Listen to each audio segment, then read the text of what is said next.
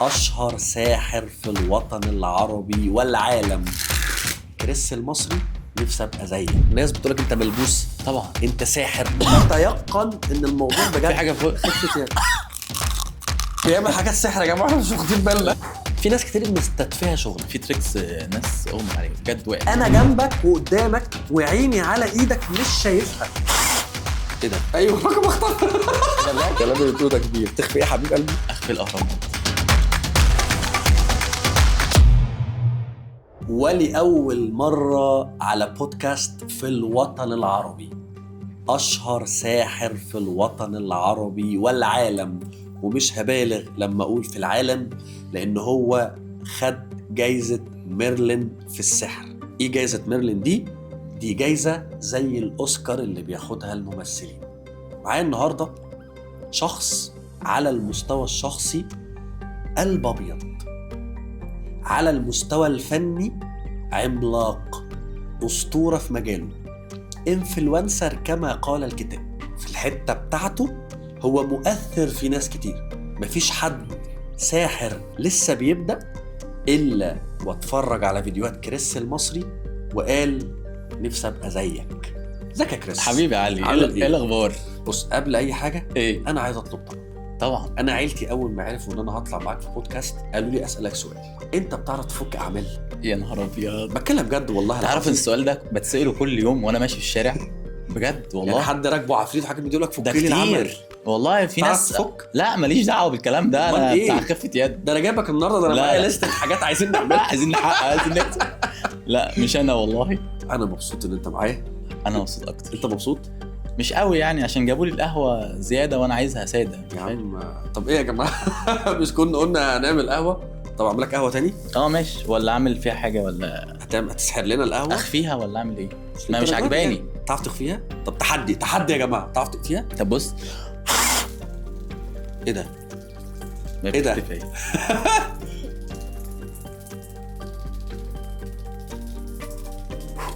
القهوه بقت لا ورقه. وريني بس كده، لا وريني. خدها. لا لا لا لا لا لا. مش انت جبت لي قهوه؟ لا هو راح لا فين؟ لا لا لا لا لا لا لا لا لا لا لا. بتتكلم جد؟ ايه يا جماعه؟ بسم الله، ايه الحلقه دي؟ انا لسه بقول بسم الله الرحمن الرحيم. ايه اللي حصل ده؟ كان فيها قهوه. طب القهوه في انتاج زودوها عليا خلاص. هو جاب لي قهوه بجد. مش انت جبت قهوه؟ انا بدايه موفقه للحلقه اللي انا مش عارف انا جاي اعمل ايه. انا خفيتها. المفروض يا جماعه انا كنت طالع الحلقه دي اتكلم عن الانسان الذي هو ورا كريس. ما كنتش ناوي اعمل العاب خفه خالص، بس بدأناها كده. ده انا هجننك في الحلقه. السلام عليكم يا جماعه. خد. دي مش راضيه تروح. هي عايزه تبقى قاري هنا عليها ولا ايه؟ ايوه. كريس، ايه الاخبار؟ عامل ايه يا حبيبي؟ الحمد لله. مبسوط ان انت لبيت دعوتي. انا مبسوط اكتر. بودكاست بيني وبينك او حلو قوي بيني وبينك ده. حلو بجد. ايه رايك في الفكره؟ بحب الموضوع ده قوي بجد. فكره جميله ان احنا فكره ان احنا نتكلم مع بعض دي هنعرف حاجه عن حياتك. عايزين نعرف الناس عن حياتك. انا هنسى أكتر. الكاميرات دلوقتي وهنتكلم براحتنا. ما هو انسى، احنا مش ورانا كاميرات. دول مش 6 كاميرات ولا حاجه خالص. دول مش اضاءات. لا احنا مع بعض. الشباب قاعدين مع بعض بنتكلم. عايزين نعرف الناس مين كريس المصري، ونعرف الناس هل اللي بتعمله ده سحر بجد ولا خفة يد ولا خفة يد إيه؟ وعايزين نعلم الناس ازاي يعملوا سحر. ايه ده؟ هنكشف عن الاسرار؟ انت وعدني النهارده هنكشف عن الاسرار. طب لعبه او لعبتين 3 4 5 عشان اكل عيش بالحاجات دي. ما لا انت ما شاء الله عارف مليون لعبه تانية. فعايزين نعرف الحاجات دي. انا ممكن اخترع واحنا مع بعض لعبه. موافق. انا هعمل لك كام سحر، خلي بالك. انا ايه ده سحر. بجد؟ انا حركات بس هو ده. انا مش انا، هي الناس كلها نفسها تعرف مين كريس المصري. عايز تعرف انا ابتديت ازاي؟ يعني بابايا كان زمان وانا صغير في اولى ابتدائي، ما بين اولى وثانيه، كان بيمثل ان هو ساحر. بيمثل بجد علي. يعني هو كان بالليل كده يقول لي انا بخش جوه الحيطه وبطير. انا كطفل بقى يعني ازاي يا بابا بتعمل كده؟ طب اعمل، عايز اتفرج. يقول لي لا انا بعمل كده بالليل لوحدي. انا اكتشفت ان هو بيمثل بقى لما كبرت. يعني هو كان بيحب التمثيل قوي في الموضوع ده. ان هو دايما يقول لنا هو بيطير يخش جوه الحيطه. من كلامه ده وانا نايم بقى بالليل، امتى بقى اكبر عشان ابقى زيه؟ بس هو اصلا كان بيمثل. لغايه في مره كده لقيت في التلفزيون وقت بجد فعلا ما بين اولى ابتدائي وثانيه ابتدائي كان في ساحر على التلفزيون، شفته مسك ورقه من الكوتشينه حطها ما بين ايديه، فضل حطها بين ايديه وفجاه غمض واختفت الورقه. انا كطفل بقى، انت لو كنت في الموقف ده كان ممكن تفكر ازاي يعني؟ ما اعرفش يعني كنت هتعمل ايه يعني؟ ازاي هتقول ده ساحر صح وبتاع؟ صح. لا انا وقتها بجد والله انا فاكر كل حاجه حصلت في الوقت ده. مسكت الورقه ودخلت الاوضه الثانيه وقفلت على نفسي. حاولت تعملها؟ لا، كنت بحطها جوه ايديا، كنت بفضل اصلي كتير والله، كنت بصلي كتير قوي انها تختفي وما كانتش بتختفي طبعا. فكنت عمال اقول ايه، طب يمكن ربنا عايزني اصلي يعني اعيط مثلا. فكنت بعيط وما كانتش برضه بتختفي. كنت ما انت مصدق ان انت ممكن تعمل ده. انا كنت مصدق ان يعني عارف انت الطفل، انا اعتقد ان الاطفال ما بتروحش للواي اللي انا يعني بشوفه دلوقتي على الكومنتات الناس الكبيره ان انا مخاوي، ان انا مش عارف ايه. انا كطفل لجأت ان ربنا ممكن يعمل كده. صح. يعني انا لجأت ان دي معجزه، مش قوه خارقيه يعني. المهم قعدت اعيط كتير ما كانتش بتختفي. لكن بابايا جه في نفس اليوم وجاب لي لعبه، جابها مش عارف منين، اشتراها بقى ولا جابها من صحابه. فكره 4 ورقات كان يحطهم فوق بعض كده ويقلبهم بشكل معين، الورق ده كان بيختفي. بهرت، قلت له ازاي يا بابا؟ علمها لي بقى.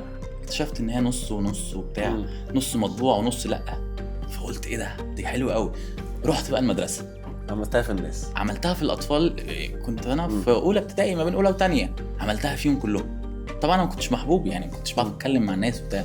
لكن اول ما اتعلمت اللعبه دي، البنات بقى والولاد كله بقيت مميز جدا. فقلت هي دي فكره، ان انا بعمل حاجه وهم مش عارفين السر وعايزين يعرفوها، كانت ممتعه بالنسبه لي وانا كطفل يعني. لكن روحت بقى وقعدت اقول لبابا علمني اكتر، كانش ما عرفش يجيب حاجه تانية وقتها، ما عرفش. لكن انا بحب الموضوع من وقتها لغايه ما كبرت. دخلت اعدادي، كتبت بقى، دخلت على اليوتيوب لما يظهر نت وبتاع، هاو تو ليرن ماجيك تريكس بتاع. اتعلمت كل اللي موجود يعني، في تريكس بتتعلم توتوريال، فاتعلمت كل اللي موجود. فقلت بقى ايه، وانا هفضل اتعلم؟ طب ما هو كده كده ممكن اي حد العب له لعبه يبقى اتعلمها زيي. صح. يعني دخل برضه على اليوتيوب لغايه ما شفت مين الساحر اللي جه زمان في التلفزيون وانا صغير، شفته على اليوتيوب، فضلت بقى وراه. فهمت بقى التريكس ماشيه في انهي ويز، وانا اعرف التريك دي بتتعمل ازاي من غير ما يقول. فبقيت اكشف كل الالعاب اللي بعملها. حلو. بقيت كوبي منه لغايه ما كبرت بقى واشتغلت في دريم بارك لاول مره. خدت 100 جنيه 12 ساعه. 100 جنيه 12 كان ساعه. عندك كام سنه؟ كنت في ثالثه اعدادي تقريبا. 100 جنيه كنت مبسوط موت. بس 100 جنيه ده من زمان، ده كان رقم كبير قوي يعني. كنت فرحان. واشتغلت 12 ساعه، وكنت دلوقتي بشتغل ساعه الا ربع. فيعني لا دلوقتي والله بجد، وقتها كنت مبسوط جدا من 100 جنيه اللي اشتغلتها دي. لما وصلت بقى ان انا خلاص هشتغل بالمهنه دي، خلاص قلت بقى مش هخش على اليوتيوب تاني. ليه بقى؟ عشان ما تاثرش بالالعاب. انا لو شفت ده بيعملها ممكن اروح اقلده، فهيبقى شكلي وحش. فبيني وبين نفسي على فكره يعني، بقيت انا خلاص مش هشوف، علشان لو عملت لعبه صدفت وجت صدفه حد عملها، ابقى انا من جوايا راضي. انا راضي وما قلدتوش. صح. هو يطلع يقول ان انا قلدته براحته، حقه على فكره. صح. لو هو فعلا عملها قبليه، بس انا ما شفتوش، وانا مش هذاكر كل الناس. صح. وصلت للمرحله دي وبقيت بقى ايه، انا قلت هوقف يوتيوب وبتاع وهكريت كل التريكس بنفسي. افكر بقى واشوف بتاع، لو عطلت في لعبه هشتريها من بره، لكن مش هتفرج تاني. حلو. لغايه بقى وصلت ان انا بقيت ابتكر العاب، ابتكر تريكس وابيعها بره. عندنا بره مش هقول لك الاسعار طبعا، في عندنا حد يعني حاجه كبيره كده زي التاجر بتاع التريكس، هو اللي بيشتري الافكار الجديده وينتجها وبعد كده يبيعها العالم كله. حلو. فاول حاجه عملتها هي الكوتشينه دي، اللي هي جود اند ايفل، اللي هي الخير والشر. هبقى احكي لك عنها ليه اخترت الخير والشر. فاتباعت في اكتر من 52 دوله بجد، وهي لذيذه جدا. هتشوفها وعليها صورتي وبتاع. هكلمك عنها دلوقتي، لان انا عايز اعرف ليه مختلفه عن اي كوتشينه، وليه اسمها جود اند ايفل، عشان هي وراها وليه ملمسها ناعم كده. فهتحكي لي عنها لو هي عشان القصه وراها ستوري رهيبه يعني، من اللي انا شفته في الحياه. بعد ما بعت وحققت ده، طبعا رجعت زمان يعني، قعدت افكر كده زمان يعني، هو ليه ربنا ما كانش عايز يخفي الورقه وقتها؟ مع ان انا كنت طفل يعني عادي، كنت اروح احكي يعني. صح. يعني كان ممكن يعملها، هو قادر يعمل كل حاجه طبعا. بس فهمت بقى لما كبرت، فهمت اني لما تطلب حاجه من ربنا ما تقولوش اعمل لي كذا، لا يا رب علمني علشان من خلالها اعرف اعمل كده. يعني لو انت عايز عربيه ما تقولش يا رب انا عايز عربيه فتنزل تلاقيها، صح. لا يا رب هات لي الشغل اللي من خلاله اجيب العربيه، صح. فانا فهمت بقى في اللي انا مشيته ده ان هو وصل لي كل التريكس دي والافكار اللي انا اخش على اليوتيوب واتعلم لوحدي. خلاص هي دي الصلوه اللي انا كان المفروض اعملها زمان، ان انا اقول له يا رب علمني ازاي اعمل كده، مش هو علمك، هو ساعدك طبعا. يعني احنا دايما نعرف ان انت لما بتدعي دعوه لو ما تحققتلكش في الدنيا هي ممكن تحقق لك في الاخره. بالظبط. ولو اتحققت لك في الدنيا هي بتتحقق بالواي اللي هي ممكن تنفعك فيها قدام. بالظبط. يعني لو ربنا زي ما انت قلت فعلا كان حقق لك الامنيه دلوقتي، انت ما كنتش سعيد ان انت تتعلم وتخش على اليوتيوب وتنجح ولو باباك ما كانش اقنعك ان هو بيعمل سحر انت ما كنتش هتبقى متشوق ولا يبقى عندك الرغبه طبعا ان انت تتعلم الحاجات دي كلها. هو لما كانش يمثل زمان عليا وانا صغير عمري ما كنت هفكر في سحر. هو لو ما كانش يمثل عليك وانت صغير ما كنتش انت تمثل علينا واحده كبيره طبعا. بقول لك ايه، كان انت مدوخنا. كان بيقول لي زمان بقول لك ايه خلي لك الكوتشينه دي كلها صورتك. هو بيقول لي زمان فبقول له ازاي يا بابا بتاع، هو بيمثل والله. ايوه. بس لما كبرت عملتها فيه، جيت اقولها له قال لك الكوتشينه دي صورتك، قال لي ده عملتها عايش صح؟ ايه باباك لسه عايش؟ طب دلوقتي لما بتعمل سحر قدامه هو بيبقى هو مسافر دلوقتي في امريكا وحاجات كده، وهو اخويا في مايكل الكبير. قبل ما يسافر انت اول تريك عملتها لباباك رد فعله ايه؟ لا ما انا قلت له، ما انا داخل اقول له بقى انا بقول لك ايه هعمل لك هقلب لك الكوتشينه دي كلها على صورتك. دي اول تريك عملتها له؟ ما هو قالها لي زمان. فقال لي انا عملتها عدلك يا خفيف، فاكرني امثل عليه. فعملتها. رد فعله ايه بقى؟ جبت صورته وهو صغير كده وحطيتها في الكوتشينه بشكل يعني خفه يد كده، فانبهر جامد. هو مصدق ان انا ساحر شكله. طب وحتى الان يعني انت قبل ما باباك ما يسافر كنت بتعمل عليه تريكات بس كتير، كنت بتجرب عليه؟ لا ماما بقى، ما هو سافر وساب مامتك. لا مامتي بقى يا لهوي. مامتي هي اللي عانت معايا جامد. كان في لعبه والله بعملها، هو انا مش بقول السر دلوقتي يعني، هي حاجه جزء من السر بسيط. هي فكره اللعبه ان انا بتشحن، يعني جسمي كله بيبقى مليان كهرباء.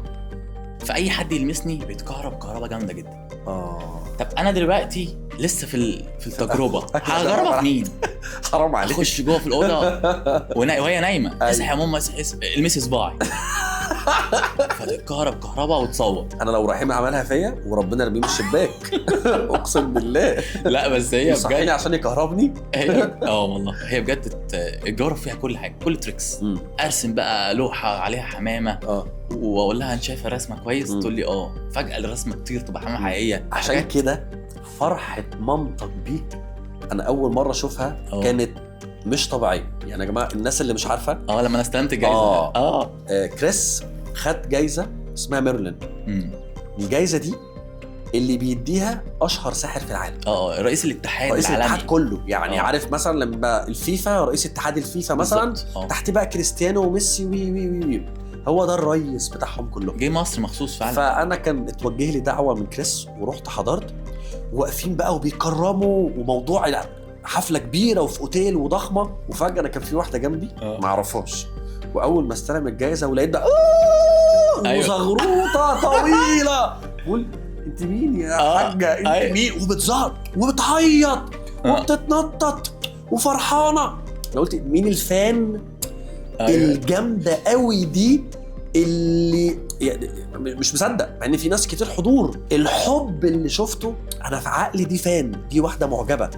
وهو بيقول سبيتش بقى بعد ما خلص، يا جماعه انا اكبر شكر عايز اوصله للناس هو شكر الامي اللي هي واقفه دي. هو بص شفت امي وهنا انا عرفت ان اقوى جمهور ليك واوفى شخص في اي جمهور ليك هي امك. طبعا. فاليوم ده يا جماعه انا شفت لايف حبها، شفت لايف ان في وسط الكاميرات، في وسط المشاهير، في وسط الانفلونسرز، في وسط الاعلام اللي بيتكلم عن اشهر ساحر في الوطن العربي، انثى وامراه غطت وتخطت كل الحواجز من غير اي تفكير ومن غير اي نقاش. ايوه ما فكرتش. فشكرا لست. انا اول ما نزلت قلت لها هو انا ناجح في ثانويه عامه ليه؟ انت ما عملتيش كده؟ ما انت نجحت في حاجه كبيره.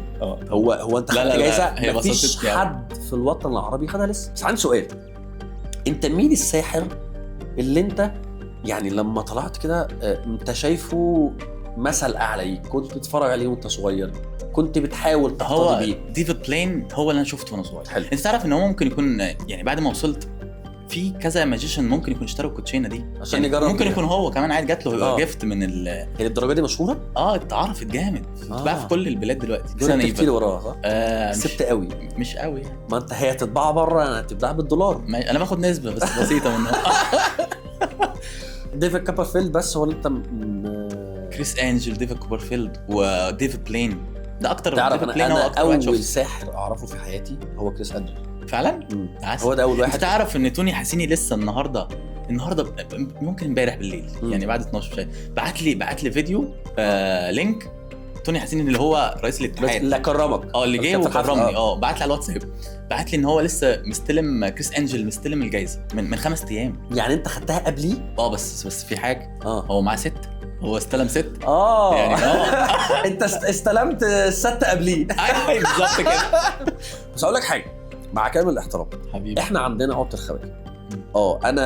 انت بتعمل سحر حلو، بتعمل حركات حلوه وكل حاجه، انا ما استبعدش ان في ناس اجانب ممكن يكونوا بيتفرجوا عليك. فانا بجد هو مش عشان انت قاعد معايا، انا مش بطبل، انت واحد من الناس الليدرز والانفلونسرز في حتتهم اللي بجد وصلوا للعالميه، بدليل انت عملت عروض بره مصر كتير، وباذن الله تعمل اكتر وتكسب فلوس اكتر وتدينا نسبه. يا اديك اللي انت عايزه يا علي. طيب انا عايزين نتكلم عن الكوتشينه الكورد. ايه القصه بتاعتها؟ طب افتحها انت وايه المختلف شوف عنها؟ لو عايز نفتحها لك افتحها. يا ريت. ماشي. لسه جديد في الحاجه. لسه جديد اهي هي سيلد.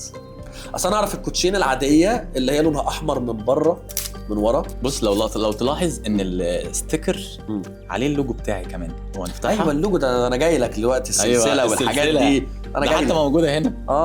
مش هسيبك، تعالى. بص انا عايز اوريكم بس حلاوه الكوتشينه ان هي ده جولد تحس انها مطليه بالذهب من الاطراف وحتى من جوه يعني من الظهر. بس انا عشان نشوفها الكاميرا يعني ممكن عشان مع الاضاءه تبان الاطراف بتاعتها كمان من ورا. وهنا اسمها جودن ايفل. ليه بقى؟ انا فكرت يعني هوريك برضه، هطلع لك حاجه. طبعا ده وانا ماسك يعني بتتباع بصورتي. واو على الجاك وماسك اللوجو. بصوا يا جماعه وماسك اللوجو صورته اهو. تحفه والكواليتي بتاعتها خطير حلوه قوي. دي بتتباع بكام في مصر؟ في مصر تقريبا غاليه ولا رخيصه؟ 500. ماشي غاليه. انا بجيبها في بس هم بتوع التريكس هي يعني هو رايح يعمل عرض وياخد فلوس فيشتريها عادي. صح. ايه المميز بين ايه اللي خلاها 500 جنيه؟ اولا ان هي كواليتي كولد فويل اللي هو الايدجز الجولد هي بتسمى كولد فويل. دي اصلا في البرينتنج غاليه جدا. يعني ده غالي والماتيريال ان هي تبقى بلاستيك وورق. هي ميكس. انت عملت ايه دلوقتي كده؟ هي ميكس. لا اعمل الحركه دي كده. بيعمل حاجات سحر يا جماعه مش واخدين بالنا. لا هي ميكس بس كده عشان تطير من هنا لهنا، تتحدف الطرقعه دي، الحركه دي تتعمل. مش هتتعمل بكوتشينه بلاستيك 100% ولا هتتعمل بكوتشينه ورق 100%، فلازم تبقى ميكس. الله. بيعمل حاجات عادي بس انا مبهور. بص بقى الخير والشر جت من ايه عشان كاتب الكوتس دي على الكارد. انا هوصلها لك هنا. انا هقولها لك بالعربي يعني مكتوب بالانجلش هنا. ماشي. انا قايل جوه الكوتشينه يعني عشان تحقق يعني لا دي في السلسله. هبقول لك موضوع السلسله برضه. انك ما تحكمش على الناس بالمظاهر. يعني ممكن تقابل حد شكله شرير بس هو قلبه نقي، وممكن تقابل واحد تاني شكله كيوت وامور بس هو قلبه اسود. فانا حاطط ده بقى ايه على الكوتشينه. يعني مثلا هنا هتلاقي الكوتشينه البنت شكلها شرير كده صح، بس قلبها نقي احمر. صح. وهنا البنت بخدود حمراء بقى ونمش وبتاع وشعرها اصفر لكن قلبها اسود. صح. فهي كانت لطيفه قوي بالنسبه للناس بره ان فكره ان انت توصل المسج عن طريق بلاين كارد. فدي كانت حاجه هايله. فكريس المصري عنده كوتشينه خاصه بيه اسمها جودن. اتباعت في اكتر من 52 دوله. طب انا عندي سؤال بقى مهم بقى. السلسله كل 90% من فيديوهاتك الناس بتقول كل الناس فاكره ان هي تعمل ان السعر في السلسله ده في قبل كده ناس خدتها وطلعت تجري بجد. هم فاكرين ان هي هتحققهم احلامهم. دي ذهب لا مش ذهب؟ لا دي 70 فالصو. جنيه ما اتنتشت مني طب وريني كده كتير ممكن اخدها؟ اتنتشت مني طب كتير انا عايز اجرب. فانا لو هلبسها خدتها ذهب ساحر؟ ايه لو جربتها يبقى ساحر؟ لا الحها كده عادي. لا ممكن تشبك في شعري. ما انا مش هعرف انا اربطها. بدور على القفل. لا لا، ارفعها أنت- من تحت من كده واقفلها. انت ممكن استنى انت البسها بقى على طول، مش لازم تعملها. يا جماعه انا كده بقيت ساحر. هو الساحر. انا الساحر. طبعا انت كده فاكر ان انا مش هعرف اقرا افكارك، ها؟ ما تهزرش. لا انا لابس دي مستحيل. ما هي دي هتقول لي برضه. طب جرب. مش طب انا معايا هنا. مم. عايزك تفكر في اي بلد مم. وتكتبها. بلد في أوه. افريقيا ولا في اسيا ولا في أي حاجة اي دوله في العالم؟ براحتك. في العالم. ما تبصش عشان ما أوه. تعرفش انا بكتب ايه. ماشي انا مش باصص بص أهو. حركه ماشي القلم. القلم. كتبت. انا اعرف ولا ما اعرفش؟ لا. عايز توريها للكاميرا اه ولا ما توريش؟ لا مش هوريها مفاجاه عشان ما حدش يقول انت طب شفتها. عايزك تقولها في سر. مم. قولها ورا بعض. مم. لو قلت لي 3 اختيارات او 4 منهم يعني مم. تحطها في وسطهم، هل انا اعرف برضو؟ لا انا مش هقول اختيارات. قول لي الرقم اللي انا الدوله اللي كتبتها مش غير اي اختيارات؟ من غير اختيار. بس دي ما فيهاش كاميرا صح؟ لا ما فيهاش. ممكن. طب قولها في سرك ورا بعض. اسبانيا اسبانيا اسبانيا. لا عرفتها ازاي؟ خفة يد. وحياة امك. لا مش هقول وحياة امك. لا دي سر المهنة. لا دي. حاجه كمان. حاجه دي- دوله كمان. دوله كمان. استنى. ممكن تكتب تحتيها. لا. لو عايز رقم ماشي. رقم؟ اه اي رقم؟ من 1 لمليون. اي رقم. اي رقم من 1 لمليون. طب ده وشك. ماشي. اكيد انا ما بعرفش من صوت القلم يعني. كتبت. انا اعرف. لا. ما اعرفش. اه طيب طبعا اي رقم من 1 لمليون. اكيد في ارقام من 1 ل10. ماشي. طيب انا هقول الارقام دي وانت يعني اسمع معايا بس. ماشي. انا عايزك تقول لي على كل رقم اقول. ماشي. مين المليون الشمال؟ لا استنى. انا هفضل اقول 1 تقول لي 2 انا عايز بس اسمع كلمه منك في كل الارقام اللي انا هقولها. ماشي. وده من خلاله انا هعرف. ماشي. يلا 1 2 3 4 5 6 7 8 9 10. انا قلت انا قلتها بنفس نفس الليفل. اه بس انت ما خدتش بالك من وشك يعني. هو اتحرك في ارقام معينه او يمكن ثبت وما رضيتش تقول اي حاجه بيها رياكشن مختلف عن الارقام بتاعتك. رقمك فيه 5 مليون في المية. صح. وفي 6 صح. 7 صح. هو بس دي الارقام اللي انت كتبتها، بس ممكن تكون مكررين بقى. ايوه مكررين. ايوه بجد. اي 5 6 7 5 7 5 6 7. عرفتها ازاي؟ لا يا عم شيل بقى كده بس تخاف. عشان نكمل الحلقه.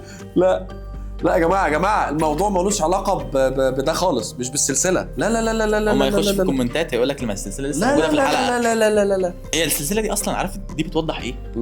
قصتها ايه؟ انا كنت عملت كوتشينه قبل دي. كانت اسمها سنيك اند كي، التعبان ومفتاح. فده كان الجوكر بتاعها اللي هو التعبانين. كانت تعبانين ومفتاح. وكتبت في الكود بتاعتها to achieve your dreams you will find a lot of snakes in your way. be honest طبعا keep moving forward to have the key to your dreams. كنت انا بقول عشان تحقق حلمك هتقابل تعابين كتير قوي في طريقك. صح. ممكن التعابين دي تبقى اشخاص عايزه تبعدها عن حلمك. فانا كنت بقول كمل لغايه ما توصل لمفتاح احلامك. حلو. فهو ده اللوجو. طيب انا دلوقتي عايز اسالك سؤال. بما انك دلوقتي ساحر فانا عايز اخد السبق ان انت تعلمني تركايه.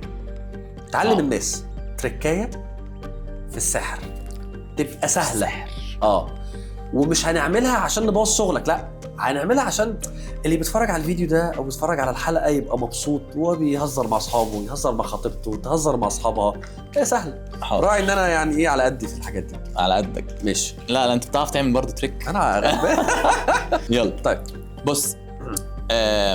عايزك تعالى قرب. اهو اقسم اي اسمه كده وانت كده اسم اسمه لفوق. ايوه كده. انا اعرف ان الاسمه اللي انت سمتها في النص دي كام. لا شوفها وما تقوليش هي كام.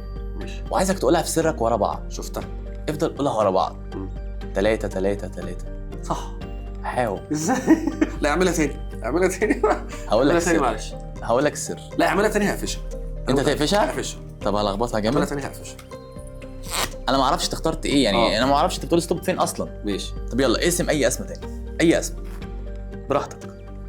ماشي شوف دي كام اللي انت قسمت عليها وما تقوليش خلاص انا ما اعرفش. تمام انا ما اعرفش. بص قولها في سرك ورا بعض. ايه الرقم اختفى ولا ايه؟ ايوه الرقم اختفى. ده بجد؟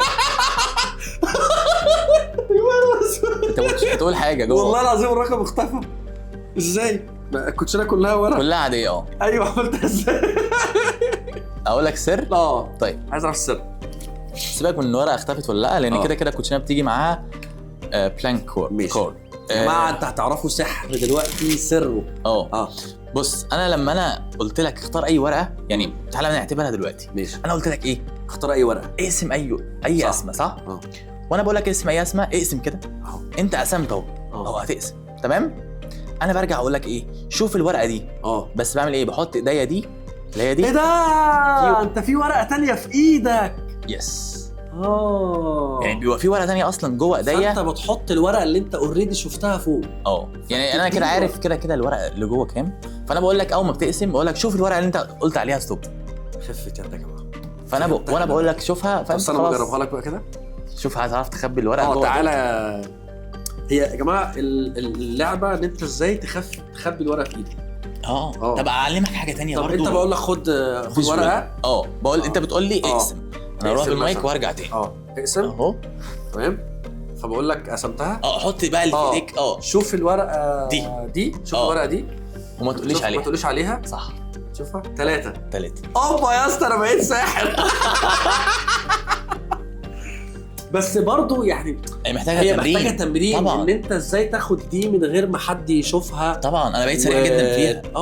ولما تحطها بالظبط. طب اوريك حاجه. لا انا اقول لك انا في لعبه بتاعت اللي بتخفي الورقه. ايوه بص انا هعلمكم انا ممكن اعلمها لكم برضه. بص انا هعلمكم حركه ما حدش يبص. حاضر. ما حدش يبص عليا بقى.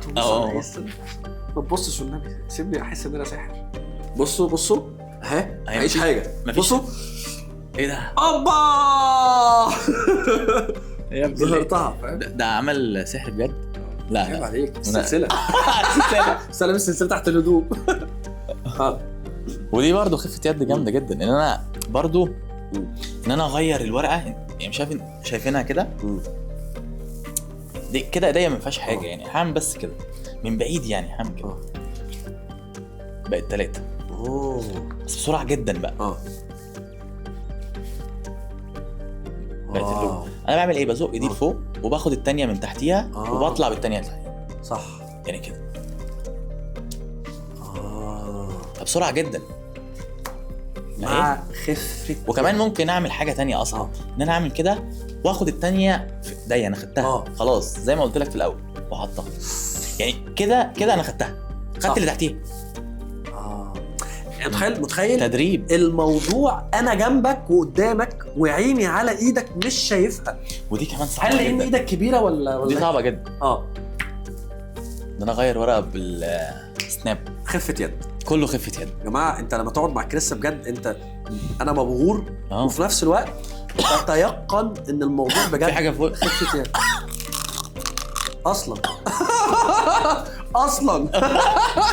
انا طبعا لو سرحت الموضوع هيقلب معايا ماجيك شو. وانا عايز الناس تعرف مين كريس. طيب كريس دلوقتي انت اثبتت لي ان الموضوع ده خفة يد. يس. السحر بقى انت ايه علاقتك بالسحر؟ انت بالسحر. اكيد بتسمع ناس بتقولك انت ملبوس. طبعا. انت ساحر. انت دجال. انا مش عارف. سمعت كل حاجه في الدنيا. انا في حد يكلمني 4 الفجر كده بيصحيني. ايوه يا كينج احنا فتحنا مش عارف ايه نخش يمين ولا شمال. والله يعني طب انا مالي. قول له هقول لك يمين بس تديني نص. لا ما انا مش عايز اقول كده احسن يطلع غلط. ده يجي يذبحني. لا ماليش دعوه. وفي ناس تانية برضو اللي ابنه تعبان وبيقول لي انا اشفيه. حاجات غريبه بجد. يعني انا بيصعب عليا الناس دي جد. بتؤمن بالحاجات دي جدا. انا لا طبعا ما بتؤمنش بالسحر. طبعا انا ضد الموضوع ده اصلا. مش بتؤمن بالسحر عشان انت مش مؤمن بيه ولا عشان انت ما شفتوش؟ انا ما شفتش حد. ما شفتوش وما اعرفش وقتها لما اشوف حد مثلا عليه حاجه ولا ممكن اقول ده وهم او نفسيته تعبانه. بس في ناس بتعالج الناس بالقران. طبعا. في برضه بشوف فيديوهات في ناس بتعالج الناس بالانجيل وبالصلاه. في ناس بتروح للشيوخ وناس بتروح للقسيس. شفت حاجه من الحالات دي قدامك؟ هو مذكور في القران ومذكور في الانجيل ان السحر حرام وانا متفق على كده. تحفه. يعني احنا متفقين ان السحر حرام، انا متفق على كده بكتير. وعقابه صعب جدا طبعا. واللي يروح لساحر او يروح دجال طب كده كافر لا أصلاً. كافر ولا تقبل أيوة. له صلاه 40 ما هو يوم. ربنا موجود، اطلب منه هو حلو. انت عايز ايه صح. وهو هينفذه يعني. فانت لا تؤمن بالسحر، بس انت عارف ان في سحر، بس انت مش بتؤمن بيه عشان ما شفتوش. عشان ما شفتوش، ما وانا مؤمن شفتوش. بيه عشان هو مكتوب في الاديان يعني. طب كريس، ايه اصعب تريك انت اتعلمتها وخدت معاك وقت قد ايه؟ انا فاكرها اللعبه دي. هي المشكله بتاعتها في الوقت. مم. انا ماضي برنامج مع المتحده، جبنا العاب illusion كبيره قوي على الستيج. ففي لعبه اسمها المنشار فيها يعني. اللعبه دي جايه متفككه وهم عايزين يطلعوا باللعبه دي في 3 ايام. اللي هي انت بتخش في المنشار في مكان والمنشار يخش يقسمك نصين من غير اي كفر، يعني مفيش حاجه متغطيه. مم. انا جسمي كله ظاهر للناس. اللعبه دي المنشار بيلف 1000 لفه في الثانيه ولا في الدقيقه. الغلطه بموت طبعا يعني لو نزل وانا ما اتفككتش ممكن يحصل مشكله يعني. يعني هي كانت خطيره. منشار حقيقي مش منشار لعبه ولا خالص. ورق ولا انا الحاجات دي. مسكت هامر وضربته عشان ابين للناس ان هو في صوت، ان هو حديد. هو حديد فعلا. لانه وتروس بقى وحاجات وعدت خطر. ونجحت في ال3 ايام دول. بدل انت قاعد قدامي تعبت وانا قاعد صح. اتقسمته زي الفل. طيب وجبنا العاب تانية كتير يعني، جبنا اكتر. انا عارف ان انت بتعمل برنامج دلوقتي. ان شاء الله. اول قريب. برنامج في مصر للإليوجنز بس. وده حاجه حلوه جدا. السؤال الاهم، ايه الخدعه اللي نفسك تعملها بس مش عارف؟ نفسي اخفي الاهرامات. انا قادر اخفي الاهرامات، بس نفسي في تصريح كده من وزاره السياحه. لا استنى بس كده. استنى عشان الكلام اللي والله بتقوله ده كبير. هرجعه تاني. الكلام اللي بتقوله ده كبير. تخفي ايه يا حبيب قلبي؟ اخفي الاهرامات. ازاي؟ او الهرم. لا يعني انت تخفي ورقه ماشي، تخفيني انا شخصيا ماشي، انما الاهرامات اخفي هرم كامل. ازاي؟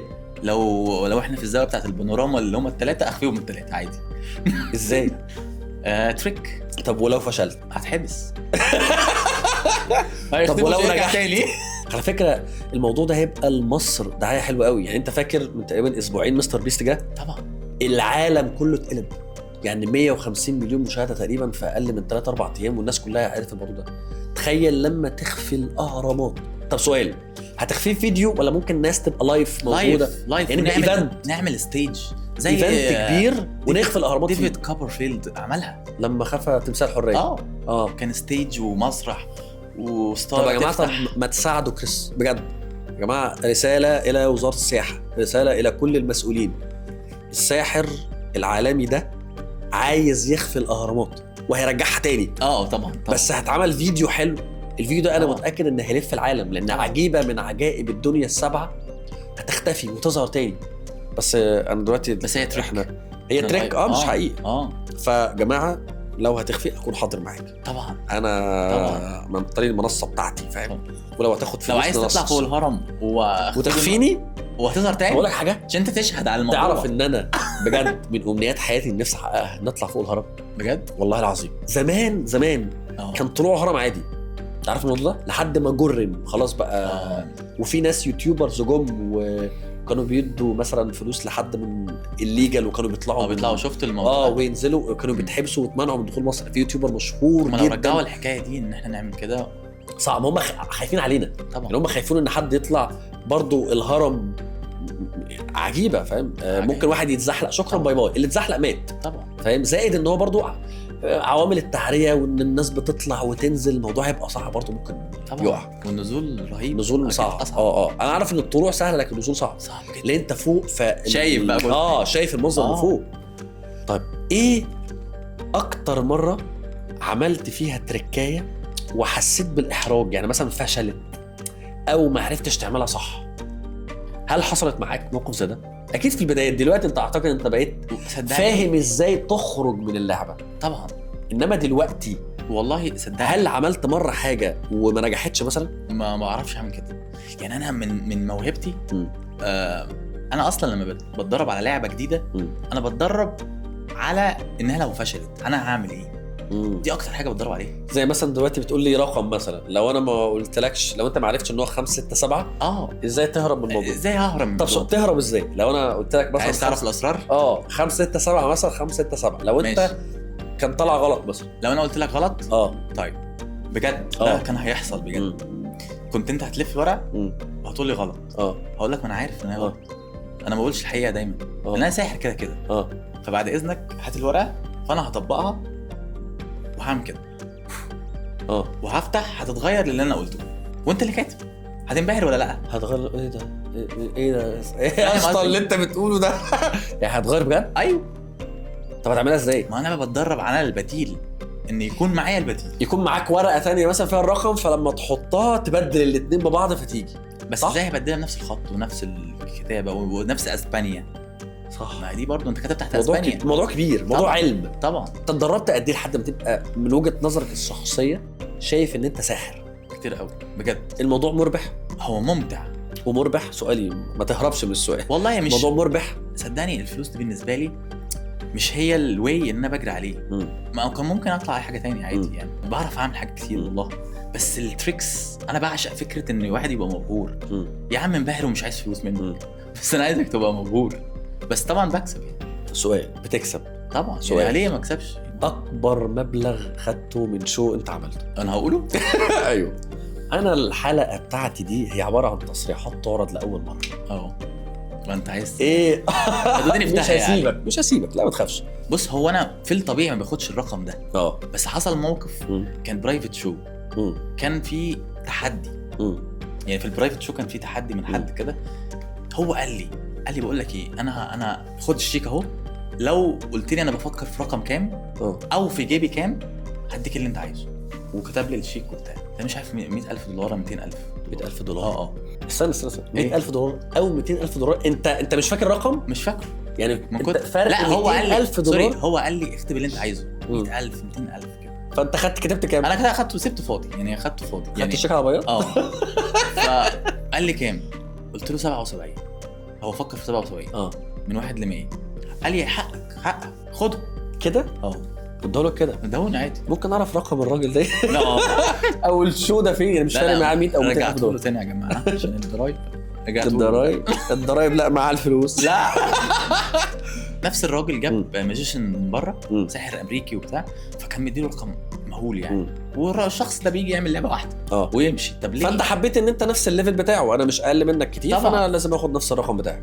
بس خدتها في لعبه. يعني طيب انت متعود على رياكشنز كتير قوي في الالعاب بتاعتك.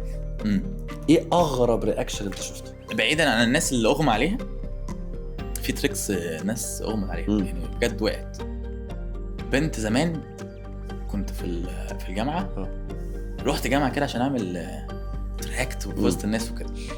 فالبنت بقول لها فكري في اي رقم، شغل بقى ناوي يسمي كده، فاهم؟ نفس الزوايا كده. اختاري اي رقم من الكوتشينه وما تقوليش بعينيكي. يعني هي اختارت بعينيها. ماشي. فهي اختارت بعينيها، قالت لي اخترت.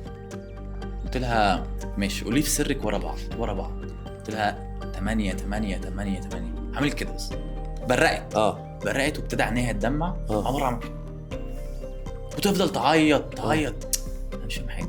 وانا عملت رقم 8 بيعيطك. طب 8 والله زي 5 في الفيلم بيضحكوا يعني. ولا مالك في ده؟ قالت لي انا مش مركزه معاك اصلا، صاحبي قاعد مع واحده صاحبته هناك كده، قاعد مع واحده تانية. اتفاجئت. قلت قالت لي تعرف تخفيها؟ انت مشيت وسبتها. تعرف تخفيها؟ طب انت حاسك زهقت من الكلام، ايدك بتلعب. انا دايما بتلعب بالكوتشينه جامد. عايز تريك كمان؟ طيب انا شايل ورقه هنا عشان ما تقولش ان هي انا معامل فيها حاجه، عشان هي الكوتشينه بتاعتي دي. فدي ورقه تانية. ماشي.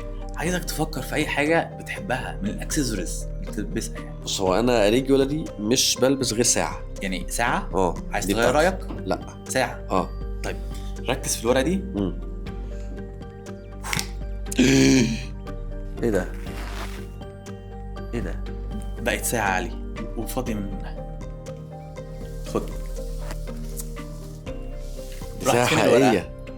طب انت دخلت هنا مثلا جوه حاجه؟ الورقه كلها تخش عليه ازاي علي؟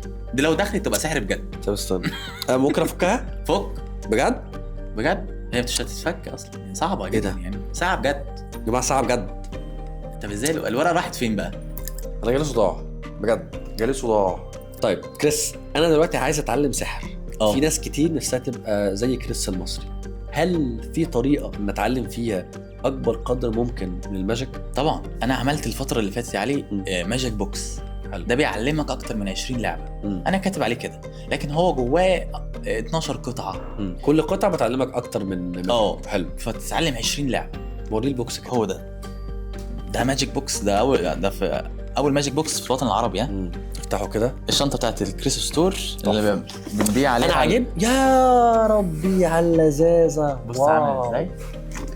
بصوا يا جماعه الماتيريال خطيره، لذيذ قوي. وكمان الجولد اللي مكتوب بيها بترفلكت. لذيذ قوي يا جماعه، لذيذ قوي. بصوا اللذاذه والماتيريال تحفه. ممكن افتحه؟ وريني كده. هفتحه لك انا. طب نقوم من الناحيه الثانيه. افتحه كده. كمان عليه اللوجو بتاعي. اول ماجيك بوكس في الوطن العربي. بيعلمك اكتر من 20 لعبه. بس حلو ان انت بتكشف سرك للناس. يعني انت اكل عيشك اصلا. طبعا مش كل حاجه هو ده. بص عليه من جوه عامل ازاي. واو، لا شكله تحفه. اللي فيها الاساتك دي كذا لعبه تحت بعض. يعني ممكن دي تحتها لعبه كمان، اللي هم دول. كذا لعبه تحت بعض. طب ما تعلمني كده لعبه. اعلمك لعبه. وعلم الناس برضه. موافق. بحيث ان اللي عايز يشتريه مثلا لعبه سهله. طيب في العاب اكيد صعبه جوه. يعني هو الواحد ممكن يشتري البوكس ده، هو عايز يبهر صحابه، عايز ينبسط. في ناس عايز تنبسط، مش طبعاً. عايزه تشتغل الشغلانه. طبعا في ناس عايزه. مش للناس ده. انا عايز هو انبسط صحابي مع مراتي مع كده. هو عايز يكون انترتينر بقى. عندك مايند ريدنج كارد دي من احسن التريكات اللي انا بعشق سرها. سرها لذيذ قوي يا جماعه. انتوا متخيلين يا جماعه بيكشف اسرار العابه. الموضوع يعني مش عارف اتكلم. بص يا علي، احنا فكينا خلاص كل حاجه من الورق. عايزك دي ورقه فيها كل الارقام والصور. عايزك تختار منهم اي رقم. ما تقوليش. اخترت. ماشي اوكي. اقول للناس ولا عادي؟ ايه اقول للناس؟ لا مش دلوقتي. ماشي. عشان كده احنا هنعرف السر مع بعض. ماشي. خلي دول هنا. عايزك انت تقول الورقه اللي انت اخترتها موجوده هنا ولا لا؟ مش موجوده. ماشي. موجوده هنا ولا لا؟ خلاص دي خليها هنا. ماشي. دي موجوده هنا ولا لا؟ مش موجوده. انا ما بصيتش. على فكره اللعبه دي ممكن تتلعب وانا مغمض عينيا. حلو. انا عرفت اخترت كام؟ لا. قولها في سرك ورا بعض. 2 2 2. لا عرفتي بسرعه. عرفتها ازاي؟ 2 سبيد صح؟ ايوه صح. عرفتها ازاي؟ بص بقى، انا كنت ماسك الورقه دي صح؟ ماشي. في الاول. حلو. وشها ليا انا. اللي انت بتقول عليه لا، ان الورقه مش موجوده فيها، باخدها اخليها معايا. ماشي.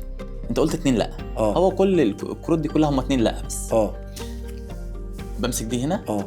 انت قلت لا هنا. تمام. وبكمل معاك.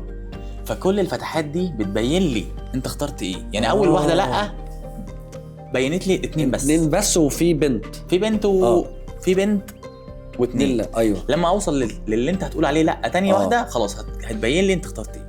ايوه. 2. فهي مش خفه يد، هي ميكانيزم. بالظبط. هي لعبه، هي طريقه رياضيه. وتخلي الناس بقى تقولها في سرها، وهو دايما هيبقى مقتنع ان انت قريت افكار. صح. مش هيفتكر انها تريك حلوه. دي لعبه تانية برضو في الماجيك بوكس انا مسميها لايك ارين ماجيك، لانها بجد شبه السحر الحقيقي. حلو. يعني واحد لو مش عارف التريك هيفتكر انها سحر حقيقي بجد. دي رقم كام؟ 6. شايفها صح؟ بص انا هعمل 6. بص انا هعزها بالراحه، هتلاقيها بتتحول يا علي. صح. ايوه. بنت اسود. حتى الفريم ما فيهوش حاجه. طب الستة راحت فين؟ هنا اكيد. هي جوه لسه، بس مش باينه ليه. ده ايدك شفافه. هي شفافه بس هي جوه. انا مش هقول السر بالظبط، بس عشان تطلع ال6 بتدوس يا اما فوق يا اما تحت كده. لا طب انا عايز اعملها. ممكن تدربني اعملها انا؟ هات انت كده. تدوس فوق او تحت زي ماسكه سبايدر مان. هحط دي. فدي لازم تبقى انا بحطها قدام الناس. هات انا احطها لك. انا عايز اتعلم احطها. ماشي. من ورا. من هنا. ايوه الواسعه دي. انا دلوقتي حطيتها. ماشي. وديها للكاميرا. هي دي بتدوس. ايوه واصبعك الصغير تحت. هي دلوقتي كده. بنت صح. بالظبط. هتدوس بصبعك اللي تحت بالراحه كده. سلو موشن. بص اتحولت فيجوال قوي. انا مش شايف. فيجوال قوي بجد. الله. طب كده بقى بس يعني بص كده بنت صح. كده 6. التكنيك بقى لما تتدرب عليها. يا اسطى انا ساحر. اوعى كريس المصري التاني. اعمل بيج على نظام ماجيشن دلوقتي ولا استنى؟ تحس انها تي في ماجيشن. تي في تريك. صح. حلوه قوي قوي، فيجوال قوي، حلوه قوي بجد. دي اللعبه دي كل ده موجود اللعبه ماجيك دي بوكس.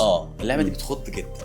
في بقى اكتر من 20 لعبه، فاي حد يشتريه يقدر طبعاً. يعمل الحاجات دي كلها. عندي على الموقع crystalmasri.com حلو، هيلاقي كل حاجه. هنحط لكم يا جماعه برضو في اللينك تحت الديسكريبشن ستور. اللينك بتاعه، تقدر انت تاوردر. ومش غاليه اعتقد، صح؟ لا مش غاليه. طيب هي مش أنت- غاليه على على اللي عايز يعمل الحاجه دي طبعا. لا، انت ماتيريال ما شاء الله. انت بتقول لي ليه $500 500 جنيه، فده رقم حلو قوي. طيب بتتباع بره ب $11. ببلاش. لا اكتر من 500 تقريبا. ايه اغلى لعبه عندك؟ والله انا بجيب العاب غاليه جدا. ايه اغلى لعبه؟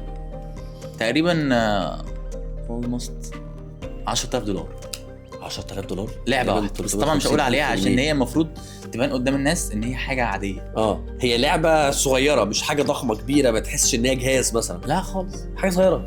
تريك. $10,000 بجد. في اغلى كمان. يعني الماجيشن بيتعب اصلا في الحاجه بتاعته جدا. الناس مكلفة للاسف قوي يعني.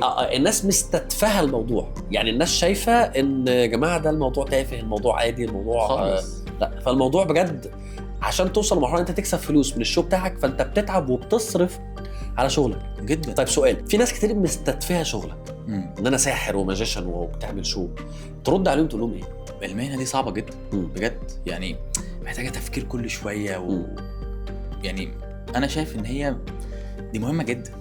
انك تبقى انترتينر، انك تبسط الناس، دي لوحدها حاجه كبيره، متعه. طيب انت مين من الماجيشنز اللي موجودين في الوطن العربي انت بتتابعه؟ في الوطن انا بتابع كله لان هم كلهم صحابي. بس اكتر حد يعني شاطر بشكل مش عادي وهو تقريبا هو اللي بدأ فكره الالوجن على الستيج. جينو طبعا، هو رئيس الاتحاد في الميدل ايست اصلا.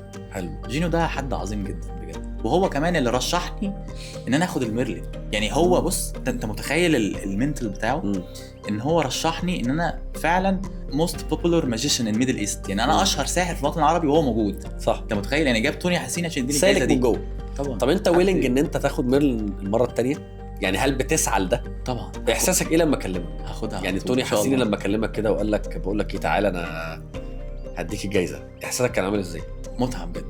كنت مبسوط جدا وعمال بقى ايه ده، انا هعمل له تريكس بقى لما يجي، ده انا هجننه. عملت له تريك خليت الكوتشينه كلها تطير. متجنن. طب هو عمل لك تريك؟ عمل لي انت ما عرفتهاش؟ عمل لي لعبه بالدبابيس. انا طبعا عمل لي كذا تريك عرفتها واداني تريك لان انا عرفت سرها. قال لي خلاص دي بتاعتك، انت الوحيد اللي عرفت سرها. هو اللي مكريتها. ده هو اللي بيكريت لديفيد كوبرفيلد التريكس بتاعته. يعني هو اللي بيخترع الالعاب ويديها لناس معينه فهو يلعب. قال لي لو عرفت التريك دي خدها وهتبقى بتاعتك. وهي غاليه اصلا؟ لا هو ما باعهاش، هو بيحتفظ بيها لنفسه. حلو. فعملها فيا وعرفتها. واو. كمان هو عامل في التريك دي يعني عامل حته كده عشان تبقى تسهله في السر. يعني عامل جزء في اللعبه يعني فاتح حته معينه، عامل مش عايز اقول لك انا ايه بالظبط، فهو عشان تسهلها له. انا ما عملتش حاجه في اللعبه. عملتها كلها كلير وطلع. قال لي انت ازاي عملتها كده بكوتشينه عاديه؟ طب كريس، انت في لعبه تقدر تلعبها دلوقتي لو في ماجيشن بيتفرج علينا ما يعرفوش؟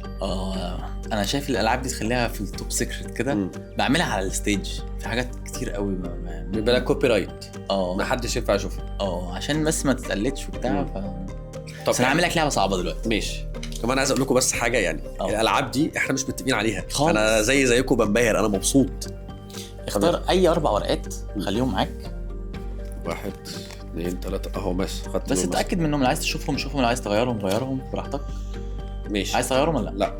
ولا واحد عايز تغيره؟ لا. اديني الورق تاني. انا برضو كمان هاخد 4 ورقات. ماشي. اللعبه دي بعملها على الستيج، بسيب ال4 ورقات على التيبلز. لو كوربت ايفنت او حاجه فكله معاه ورق.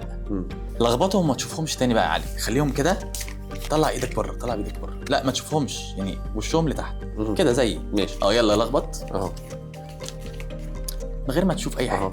بس وحطهم جنب بعض كده، يعني مشيهم بالعرض، امسكهم بالعرض كده عشان تعرف تقطعهم.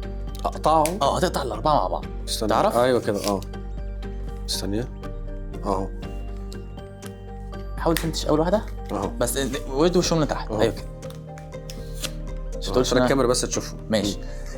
تحب تحط اليمين فوق الشمال ولا الشمال فوق اليمين؟ براحتك. اليمين فوق الشمال. اوكي. حطهم بقى كلهم فوق بعض.